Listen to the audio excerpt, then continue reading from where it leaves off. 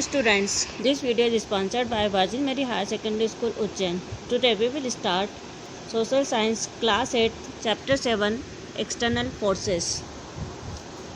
Let's start erosional cycle. जो changing external forces और weathering ये दोनों साथ मिलकर के काम करती हैं।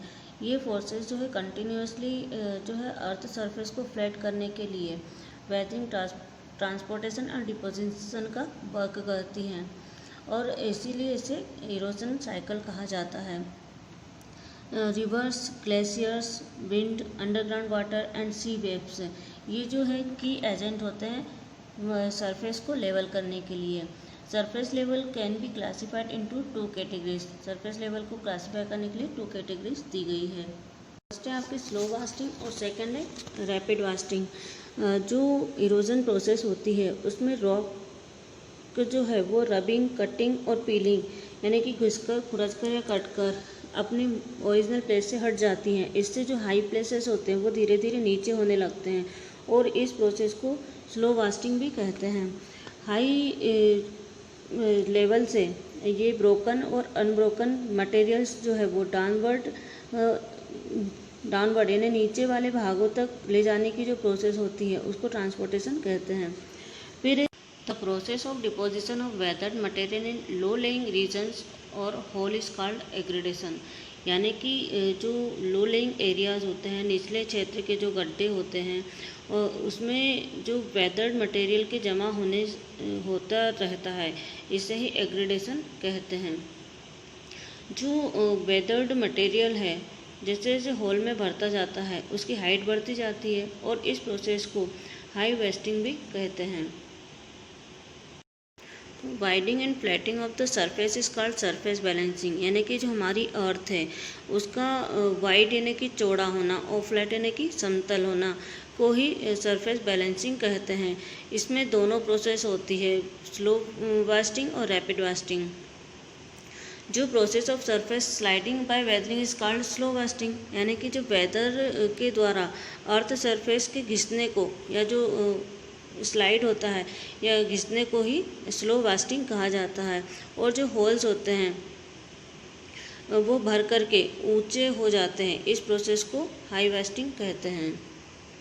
Function of the running water और रिवर, बहते हुए जल अथवा नदी के कार्य। जो रेन वाटर होता है उसका कुछ पार्ट एवापोरेट होकर के हमारे एटमॉस्फेयर में चला जाता है, कुछ पार्ट जो है अर्थ के अंदर चला जाता है और मैक्सिमम जो पार्ट है हमारे अर्थ सरफेस पे वाटर का, वह बहता हुआ जो जल है वह नदी नालों में पहुंच जाता है। ये जो फ्लोइंग वाटर है यही रिवर वाटर के रूप में सरफेस बैलेंसिंग का इम्पोर्टेंट कार्य करता है। रिवर्स का जो वर्क एरिया होता है बहुत ही वास्ट यानी कि व्यापक होता है। रिवर्स अपने ओरिजिन से लेकर के माउथ तक डिफरेंट टाइप्स की लैंडफॉर्म का निर्माण करती है और ये जो रिवर्स का जो फ्लो होता है यह 3 वे होते हैं अर्थ सरफेस को अफेक्ट करने में। फर्स्ट है आपका इरोजन, सेकेंड ट्रांसपोर्टेशन और थर्ड है आपका डिपोजिशंस। नेक्स्ट है आपका इरोजन। जब ये जो फ्लोइंग रिवर्स वाटर है अपनी फोर्स के द्वारा अपने जो वे यानी मार्ग में आने वाली जितनी भी ब्रोकन रॉक्स मटेरियल होते हैं उसको नीचे की ओर ले जाता है। रिवर्स में ये जो मटेरियल्स होते हैं इरोजन और वेदरिंग प्रोसेस के द्वारा आते हैं। इन जो मटेरियल्स हैं इनको वेट ऑफ रिवर भी कहा जाता है यानी कि नदी का भार भी कहा जाता है। यही वेट रबिंग टूल्स के रूप में भी काम करता है। ये जो मटेरियल्स होते हैं रिवर बैंक यानी कि जो नदी के किनारे होते हैं उन रिवर का जो बॉटम होता है को घिसकर काटने का काम करते हैं यानी कि रबिंग, कटिंग घिसकर काटने का काम करते हैं, जिससे जो रिवर्स का बॉटम होता है डीप और वाइड यानी कि गहरा और चौड़ा होता जाता है। इस प्रोसेस को ही इरोजन कहते हैं।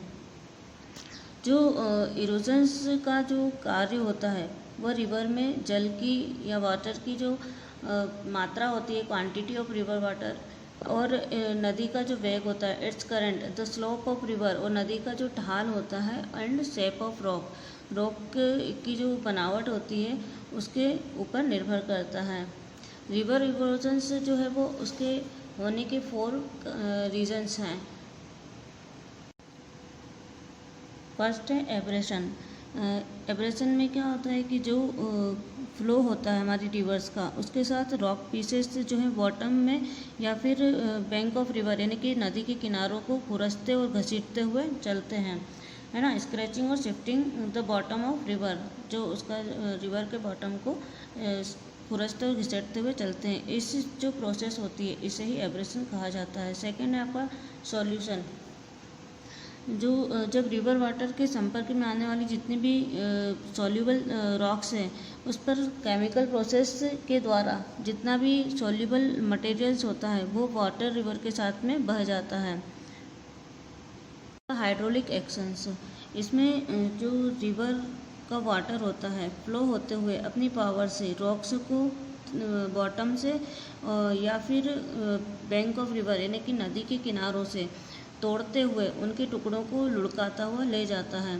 और इस कार्य में जो रिवर वाटर होता है किनारों से टकराता हुआ वहाँ जमी जो रॉक्स होती है उसको भी तोड़ता हुआ अपने साथ बहा ले जाता है। रोलिंग एंड स्लाइडिंग, इसमें जो रोलिंग पेबल्स और स्टोन्स होते हैं, मतलब लुढ़कते हुए जो कंकड़ पत्थर हैं आपस में एक दूसरे से टकराते हुए चलते हैं जिससे उनमें और अधिक टूट-फूट हो जाती है। साथ ही जो पॉइंटेड पीसेस हैं यानी नुकीले टुकड़ों का जो आकार होता है वो भी घिसकर रगड़कर गोल और छोटा होता जाता है, यानी कि turn into round after friction and become small. Through this 4 process the river makes various landforms on the surface. In 4 process की वजह से हमारी जो रिवर है वो लैंडफॉर्म बनाती है कई टाइप के। नेक्स्ट है आपका landforms made by river erosions. River erosions की वजह से लैंडफॉर्म्स बनते हैं। जो रिवर का अपर पार्ट होता है उसमें इरोजन्स का कार्य सबसे ज़्यादा होता है।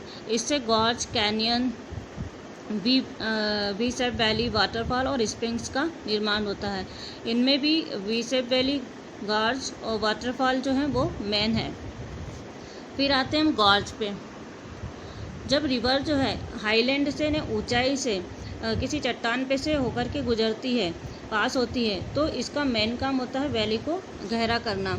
और इसका जो रिज़ल्ट ये होता है कि एक डीप और नैरो और स्टीप साइडेड जो वैली होती है उसमें से पानी की जो फ्लो होता है वो रॉक को डिवाइड कर देता है और इस वजह से घाटी जो है वो आपकी वैली गहरी होती चली जाती है और इस वजह से deep valley, gorge and canyon बनते हैं। जो फेमस गॉर्ज है हमारा बेड़ाघाट में है, जबलपुर के अंदर। यूएसए का में कोलोराडो जो रिवर है उसका ग्रैंड कैनियन पूरे वर्ल्ड में फेमस है। नेक्स्ट है आपका वी शेप वैली। इसमें रिवर इरोजन्स का जो टारगेट होता है बेस लेवल तक पहुंचना होता है। यह जिस लेक या सी में के बेस को जिसमें कि ये गिरती है उसे ही रिवर इरोजन्स का बेस लेवल कहते हैं। रिवर वैली को डीप और वाइड इट्स बैंक यानी कि गहरा और किनारों को चौड़ा कर देती है और जिससे कि वी शेप वैली का निर्माण होता है। नेक्स्ट है आपका वाटरफॉल।